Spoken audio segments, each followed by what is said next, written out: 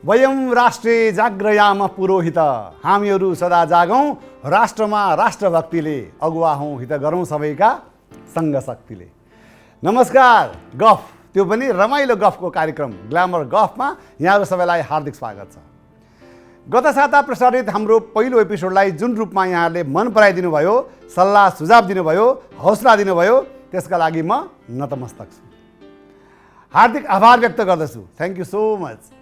दर्शकवृन्द, हाम्रो पहिलो कार्यक्रममा नेपाली चलचित्र क्षेत्रका लोकप्रिय नायक पल शाहलाई देख्ने बित्तिकै यहाँलाई लाग्ला कि यो त कलाकारहरूलाई मात्र बोलाउने कार्यक्रम हो भनेर। निश्चय पनि कलाकारहरूलाई त बोलाइन्छ नै, किनकि मेरो बिट पनि त्यही नै हो। तथापि हाम्रो कार्यक्रमको उद्देश्य भनेको समाजमा विभिन्न तह र तबकामा रहेका व्यक्तिहरूसँग उहाँहरूको जीवनको अर्को पाटो अर्थात् आउट अफ ट्र्याकमा रहेर कुराकानी गर्ने पनि हो। यहाँले उहाँहरूको बारेमा कहिल्यै थाहा नपाएको कुरा थाहा पाउँदा रमाइलो लाग्छ हैन त?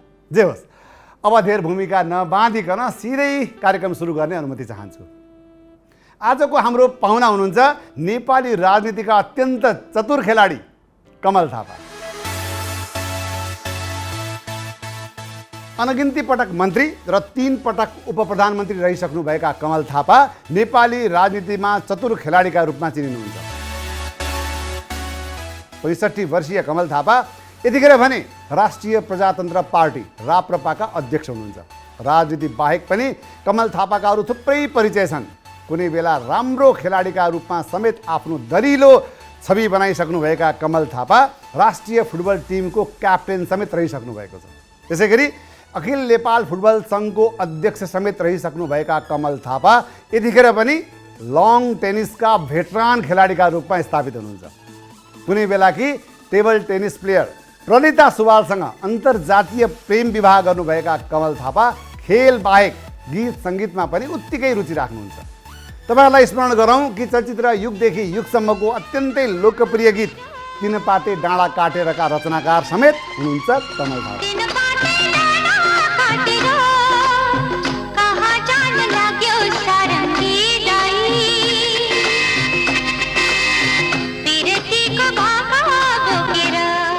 यसबाहेक पनि कमल थापाले थुप्रै गीतहरू लेखिसक्नु भएको छ। आज हामी उनै कुशल राजनीतिज्ञ कमल थापाका राजनीति बाहेकका अनेकन विषयमा अन्तरङ्ग गफ गर्नेछौँ। आउनुहोस् उहाँलाई स्वागत गरौँ।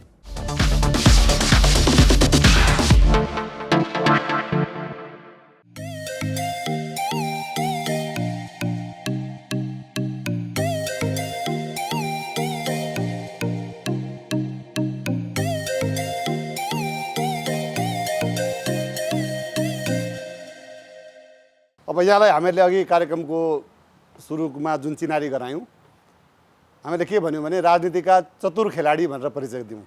गल्ती गऱ्यौँ? अब यसलाई तपाईँ कसरी हेर्नुहुन्छ, कसरी परिभाषा गर्नुहुन्छ त्यसमा भर पर्दछ। म आफूलाई चतुर भनेर एउटा जुन धूर्ततापूर्ण रूपमा चाहिँ ठान्दिनँ, तर हरेकले आफ्नो नजरबाट हेर्ने कुरा हो। मलाई त्यसमा केही आपत्ति छैन। आज हाम्रो वास्तवमा यो कार्यक्रमको प्रारूप चाहिँ कस्तो छ भनेदेखि हामी जोसँग सम्बन्धित छ त्यो विषयमा चाहिँ कुरा नगरेर विषयान्तर कुरा गर्छौँ, अर्थात् आउट अफ ट्र्याक कुराकानी गर्छौँ। कुरा सुरुमा सिनेमाबाट गर्न चाहन्छु। सिनेमा कतिको हेर्नुहुन्छ? सिनेमा हेर्छु, सिनेमामा रुचि छ, आकल झुकल हेरिराखेको हुन्छु। पछिल्लो चलचित्र कुन हेरौँ यहाँले? पछिल्लो चलचित्र मैले हिन्दी चलचित्र थप्पड भन्ने हेरेँ। हिन्दी चलचित्र?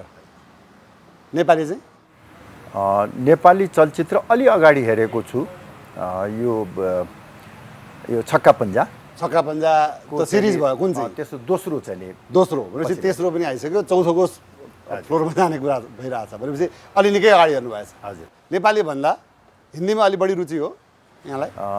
रुचि अब हिन्दी, नेपाली, अङ्ग्रेजी सबैमा छ, तर अब सायद सङ्ख्यात्मक रूपमा हेऱ्यो भने हिन्दी अलि बढी होला। चिन्नुहुन्छ हाम्रा कलाकारहरूलाई? अब पुरानाको त कुरै भएन, सबै साथी जस्तै छन् यहाँका। अब कतिपयलाई अब व्यक्तिगत रूपमा चिन्दछु, कतिपयलाई नामबाट चिन्दछु। मुख्य रूपले अनमोल केसी, पल शाह, प्रदीप खड्का। हेर्नु भएको छ उहाँहरूको फिल्म? पुरै फिल्म हेरेको छैन, तर मैले उहाँहरूको सिनेमाको गीतहरूमा उहाँहरूले गर्नुभएको अभिनयलाई हेरेको छु। यसै गरी मैले 3 जना अहिलेका चलेका लोकप्रिय नायिकाहरूको नाम सोधेँ भने अब नायिकाहरूमा अब उन त पुरानै नायिका हुनुहुन्छ, तर अहिले पनि निरन्तरता दिइरहनु भएको करिश्मा मानन्दर, यसै गरी प्रियङ्का कार्की, निता ढुङ्गाना, उहाँहरूलाई को सिनेमा चाहिँ मैले अब कतिको पुरै सिनेमा हेरेको छु, कतिको गीतहरूमा अभिनय हेरेको छु। अहिले जस्तै करिश्माजीको पुस्ता अलि अगाडिको पुस्ता भयो, अब नेताजी भन्दा पछि पनि थुप्रै लोकप्रिय नायिकाहरू आउनु भएको छ, अहिले एकदम चर्चित पनि हुनुहुन्छ। ती नायिकाहरूमध्ये कुनै 3 जनाको नाम? जस्तो अब साम्राज्ञी, वर्षा, निता अहिलेका चर्चित कलाकारहरू हुन्। यो 3 जनामध्ये कसैको फिल्म चाहिँ हेर्नु भएको छैन होला? मैले अब उहाँहरूको अनुहार देखेको छु फिल्ममा चाहिँ, त्यो गीतहरूको चाहिँ अभिनय हेरेको छु, तर पुरा फिल्म चाहिँ मैले हेर्ने मौका पाएको छैन। नजिकको तीर्थ हेला भने जस्तै यहाँले आफ्नै पार्टीको केन्द्रीय सदस्यलाई चाहिँ नाम लिनु भएन नि, रेखा थापाको त? अब रेखा थापा स्वाभाविक रूपले अब चर्चित कलाकार हुनुहुन्छ, अब मैले कुनै त्यस्तो विशेष कारणले उहाँको नाम छुटाएको होइन। अब उहाँको पनि नाउँ समावेश परिवर्तन भएर होइन, त्यस्तो होइन। अब उहाँको कलाकारिताको दृष्टिकोणबाट तपाईँले प्रश्न गर्नुभएको छ, त्यस कारणले गर्दाखेरि यसको पछाडि कुनै राजनीतिक पक्ष छैन। अब मैले नायकहरूको नाम सोधेँ, यहाँलाई नायिकाको नाम सोधेँ, यसै क्रममा यतिखेर एउटा भाइरल विषय बनेको छ महानायकको कुरा। यहाँलाई केही थाहा छ, केही सुन्नु भएको छ? सुनेको छु, अब विभिन्न सामाजिक सञ्जालहरूमा, पत्र पत्रिकाहरूमा हेरेको छु, पढेको छु।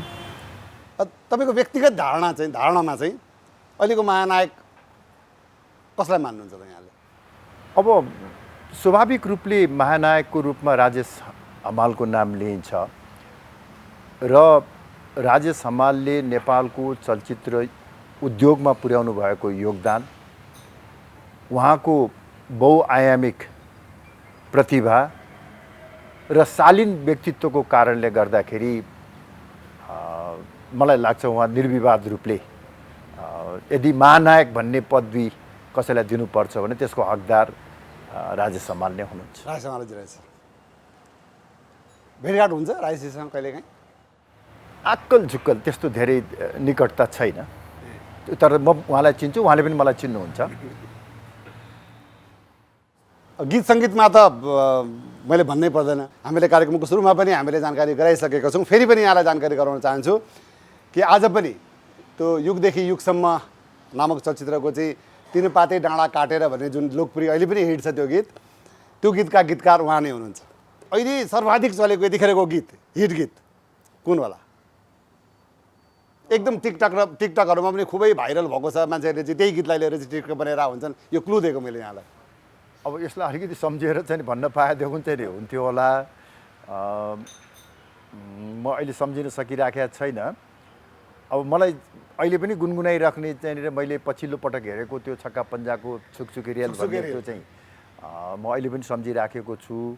तर तपाईँले भन्नुभयो जस्तै अब यो टिकटकमा भाइरल भएको गीत, नेपाली फिल्मको गीतको बारेमा चाहिँ अहिले मैले त्यति चाहिँ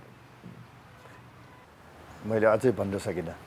के माया लाग्छ र भन्ने गीत छ नि? हो, के माया लाग्छ रे भन्ने यो पनि राम्रो छ, त्यसपछि सुनेको छु। टिकटकमा चाहिँ अहिले खुबै भाइरल भएको। र अर्को चाहिँ एउटा चाहिँ अब त्यो गीतहरू थुप्रो राम्रो छन् अहिलेका नेपाली चलचित्रहरूमा, मलाई तत्काल सम्झिन मात्र गाह्रो भएको हो।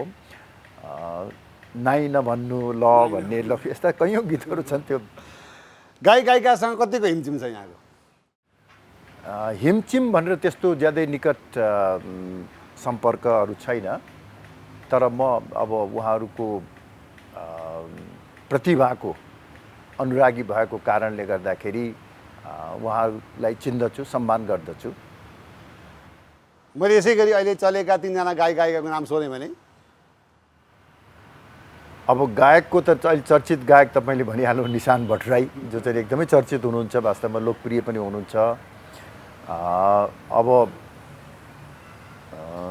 अरू अहिले चाहिँ तपाईँले नाम लिनुभयो भने म प्रायः सबैको भन्न सक्छु। ल पुराना पुस्ताका गायकहरू, पुराना पुस्ताका गायकहरूमा त अब स्वाभाविक रूपले नारायण गोपालको चाहिँ नाम कसैले छुटाउनै सक्दैन। त्यसै गरी अब फिल्ममा कम भए पनि प्रेमध्वज प्रधानको भयो। त्यसबाहेक अरू चाहिँ नि जस्तो अब प्रकाश श्रेष्ठको गीतहरू निकै चलेका छन्, मलाई मन पनि पर्छ। मेरो गीत पनि उहाँले गाउनु भएको छ।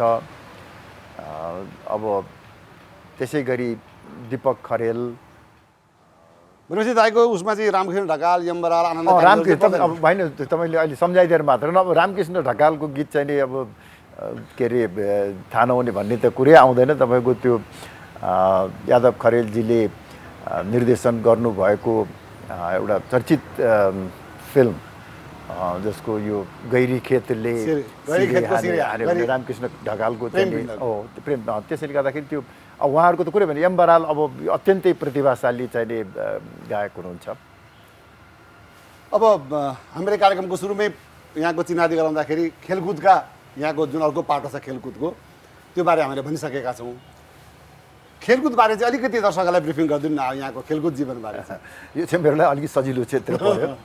वास्तवमा मेरो पारिवारिक पृष्ठभूमि नै अलिक खेलकुदमय भएको कारणले गर्दाखेरि बाल्यकालदेखि नै खेलकुदमा रुचि बढ्दै गयो। र सुरुमा स्कुल कलेजमा पढ्दाखेरि म प्रायः सबै खेलहरू खेल्थेँ र स्कुल कलेजमा मैले धेरै ट्रफीहरू जितेको छु। पछि गएर फुटबलमा म केन्द्रित भएँ। मैले काठमाडौँको चर्चित क्लब सङ्कटाबाट धेरै लामो समय खेलेँ, राष्ट्रिय प्रतियोगिता खेलेँ र नेपालको राष्ट्रिय टिमबाट पनि केही समय खेल्ने मौका पाएँ। फुटबलको अवधि अलि एब्रप्टली नै मैले छोड्नु पर्यो। त्यसपछि म स्क्वास खेल्न थालेँ र स्क्वासमा पनि मैले राम्रै स्थान बनाइसकेका थिएँ। बिचमा मैले रोकेँ, फुटबलमा त यहाँ राष्ट्रिय टिमको क्याप्टेन नै हुनुहुन्छ क्या? हजुर हो, थिएँ र म राम्रै खेल्थेँ। त्यस्तो धेरै राम्रो त म भन्दिनँ, तर चाहिँ म एभरेज एउटा चाहिँ खेलाडीको रूपमा थिएँ।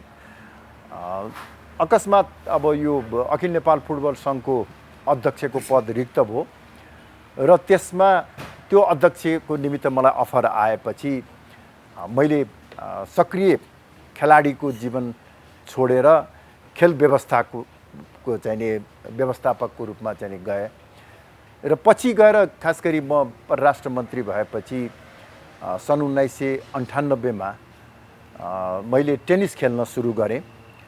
अब एउटा कस्तो हुन्छ तपाईँको भने कुनै एउटा खेलमा अलिकति दक्षता र अलि माथिल्लो स्तरमा पुगिसकेपछि अरू जुनसुकै गेमहरू पनि पिकअप गर्न सजिलो हुन्छ। सायद यही कारणले गर्दाखेरि होला मैले धेरै ढिलो सुरु गरेको भए तापनि टेनिसमा राम्रो प्रगति गरेँ र विभिन्न उमेर समूहहरूमा, जस्तो मैले 35 वर्षभन्दा माथिको, त्यसपछि 45 वर्षभन्दा माथिको, त्यसपछि 55 वर्षभन्दा माथिको प्रतियोगिताहरूमा भाग लिएर नेपालभित्रका प्रायः सबै प्रतियोगिताहरू जितेको छु।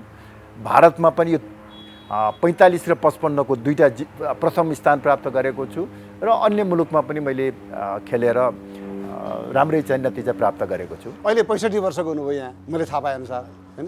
अहिले पनि त्यो प्रतियोगिता भयो भने जित्ने आँट छ? अहिले पनि मलाई लाग्छ काठमाडौँमा नेपालमा हुने 55 वर्षभन्दा माथिको, 65 वर्षभन्दा माथिकोमा त मेरो प्रतिस्पर्धा नै हुँदैन, त्यसैले म त्यसमा खेल्दिनँ। 45 र 55 वर्षकोमा चाहिँ म अहिले पनि एउटा सशक्त प्रतिस्पर्धी हुँ भन्ने लाग्छ।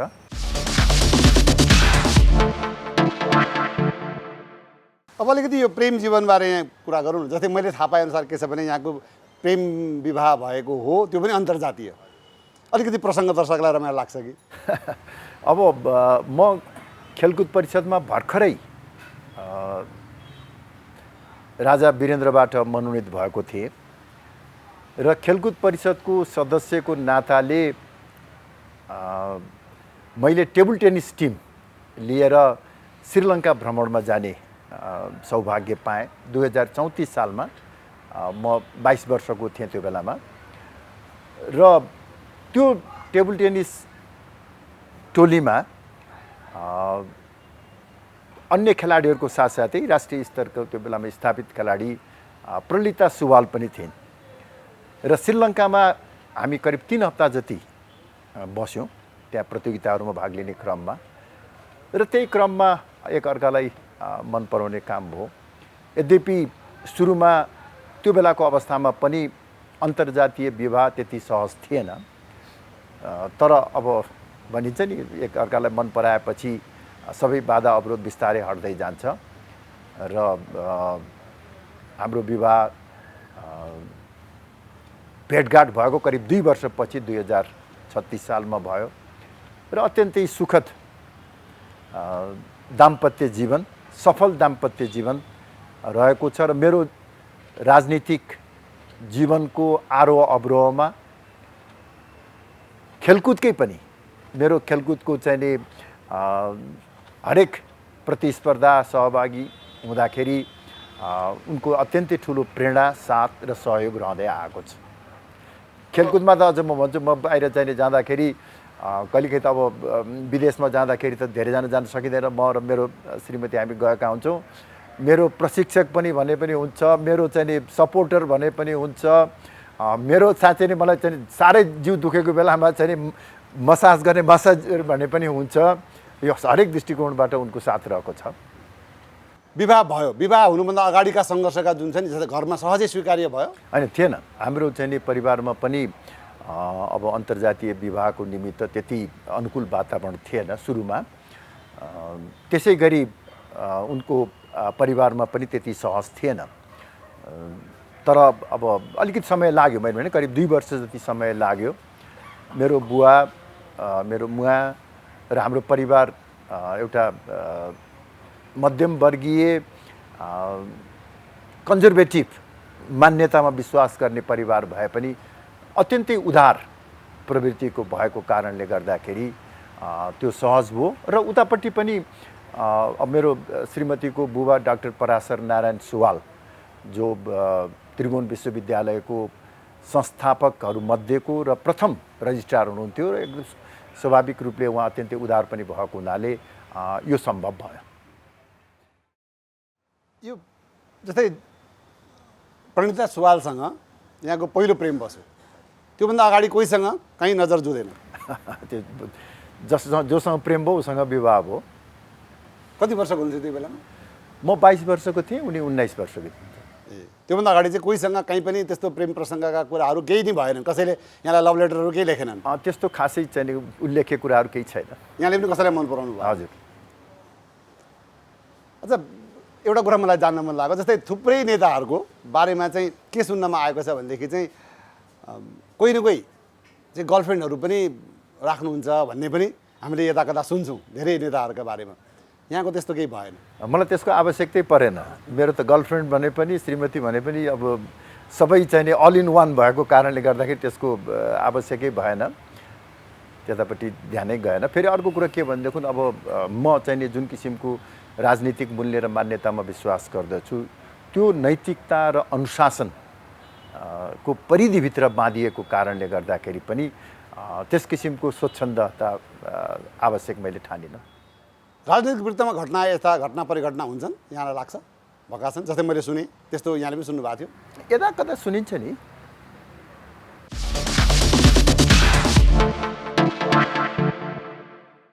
यहाँलाई साइक्लिङमा पनि खुब सोख छ भन्ने हामीले सुनेका छौँ हो? मलाई त खेलकुदका विभिन्न विधाहरूमा सोख छ। म अरू खेलहरू पनि खेल्छु। अब साइक्लिङमा यता केही वर्ष यता अलिकति सोख बढ्दै गएको छ र म फुर्सदको समयमा 1-1.5 घन्टा सजिलैसँग अहिले पनि साइकल चढ्दछु। अस्ति मैले यहाँलाई बाटोमा कहीँ देखेको थिएँ, साइक्लिङ गर्दै हुनुहुन्थ्यो, साइकल चलाइरहनु भएको थियो र मैले पछि सुने कि त्यो लामै साइकल यात्रा थियो अरे यहाँहरूको। अलिकति ब्रिफिङ गरिदिनुहोस् न। अब त्यो दिन पानी परिराखेको थियो र मैले अब शारीरिक अभ्यास गर्नुपर्ने थियो र मलाई लाग्यो कि रिङ रोड एक चक्कर लगाउँछु भनेर। मेरो अहिले घर बुढानीकण्ठमा छ। बुढानीकण्ठबाट नारायण गोपाल चोक आइपुगेँ। त्यहाँ आउँदाखेरिसम्म सिमसिम अलिअलि मात्र पानी परेको थियो। त्यसपछि अब म फर्क्यौँ कि अगाडि बढौँ भन्ने दुविधामा थिएँ। गोङ्गोमा पुगेर चाहिँ रेनकोट किनेँ अनि त्यो रेनकोट लगाएर मैले कलङ्की, बल्खु, सातदोबाटो, कोटेश्वर, चाबेल हुँदै फेरि नारायणगोपाल चोक आएर म आफ्नो घर पुगेँ। करिब 2 घन्टा 20 मिनट मलाई लाग्यो। 2 घन्टा 20 मिनट र करिब त्यो 38 किलोमिटर जति हुँदो रहेछ। यो 2 घन्टा 20 मिनटको अवधिमा बिचमा कहीँ रोकिनु भयो? अब एकपटक त्यो रेनकोट किन्न गरेँ र एकपटक चाहिँ नि टोयलेट जानको निमित्त कलङ्कीमा रोकेँ चाहिँ। कतिको गाह्रो हुँदो रहेछ?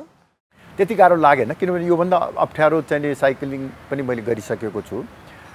यो त रिङ रोड त तपाईँको अलिअलि उकालो अलिअलि उकालो, त्यस्तो ठाडै उकालो छैन।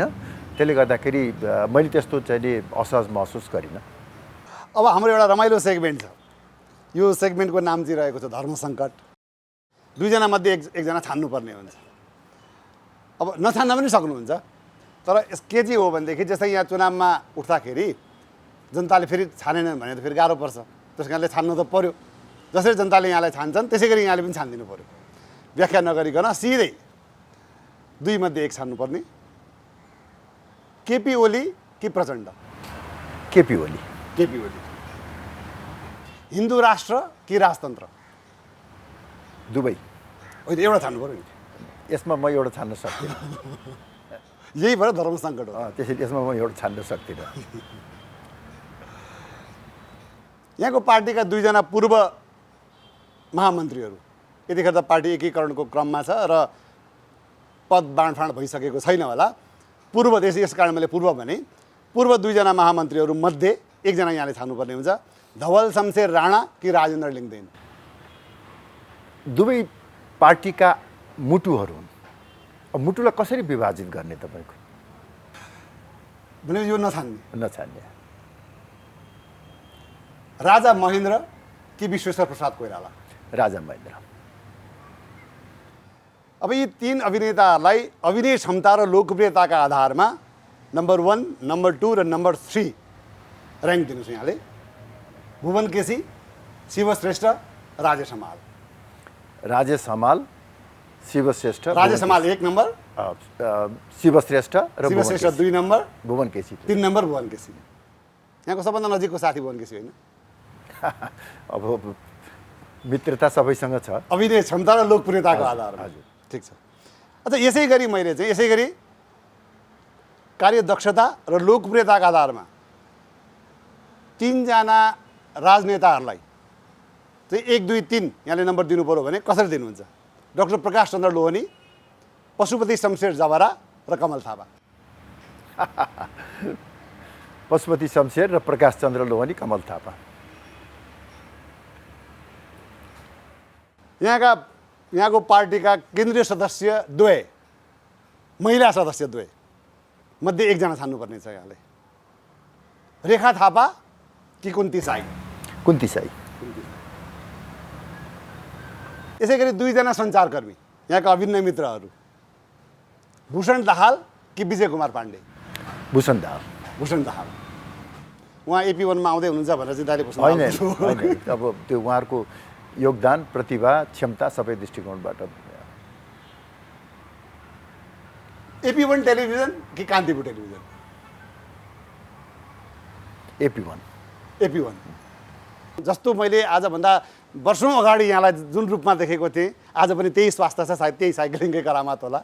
र यो स्वास्थ्य, यो हँसिलो मुहार बरकरार रहोस्। यहाँको राजनीतिक जीवनको पनि उत्तरोत्तर प्रगतिको कामनासहित आज हाम्रो कार्यक्रममा आइदिनु भयो। धेरै धेरै धन्यवाद। धेरै धेरै धन्यवाद प्रकाश भाइ। जाँदा जाँदै एउटा चाहिँ नि एउटा लोकप्रिय गीत छ नि, यो नु बज्राचार्यको सङ्गीतमा दुर्गालाल श्रेष्ठले लेख्नुभएको, अनि हाम्रो एनीले चाहिँ नि गाउनुभएको फुलको आँखामा फुलै संसार भने जस्तै अब तपाईँहरूको जुन किसिमको चाहिँ एउटा स्नेह सद्भाव छ, त्यही रूपमा चाहिँ नि म प्रतिको तपाईँहरूको जुन स्नेह छ त्यसको निमित्त तपाईँहरूलाई धेरै धेरै धन्यवाद। हस्, धन्यवाद। यहाँलाई पनि धेरै धेरै धन्यवाद कार्यक्रम हेरिदिनु भएकोमा। र हाम्रो अर्को भेट यसै गरी अर्को शनिबार त हुने नै छ। त्योभन्दा अगाडि मेरो भेट यहाँहरूसँग रजतपट नामक कार्यक्रममा हुने नै छ। त्यो बिहिबार 8 बजे हो। यसबिचमा यहाँलाई अर्को पनि के जानकारी गराउँ भनेदेखि अहिले अब गाई जात्राको मौसम सुरु हुन आँटेको छ। यसपटकको कोभिड-19 का कारण गाई जात्रा हलमा हुने छैन र त्यो गाई जात्रा मात्र AP1 टेलिभिजनमा आउनेछ र त्यो साताव्यापी हुनेछ। त्यस कारणले गर्दाखेरि हाम्रो आगामी हप्ताको जुन प्रसारण समय छ 8 बजे त्यो केही फेरबदल हुनसक्छ, विलम्ब हुनसक्छ। सायद 9 बजेको हाराहारीमा हाम्रो कार्यक्रम यहाँले हेर्न सक्नुहुनेछ। यसै गरी बिहिबार रजतपट 9 बजे, शुक्रबार रिसानी मार्ट 9 बजे र शनिबार यसै गरी ग्ल्यामर गफ पनि 9 बजे, यो हप्ता बाहेकको अर्को हप्ताको लागि। हवस् त, कार्यक्रममा यहाँले जुन सहभागिता देखाइदिनु भयो, जुन प्रकारको हामीलाई मार्गनिर्देश दिइरहनु भएको छ, यहाँलाई धेरै धेरै धन्यवाद। यसरी नै सुझाव सल्लाह ताली गालीको अपेक्षा राख्दछौँ। यहाँहरूको यो साता रमाइलोसँग बितोस्। हवस् त, नमस्कार।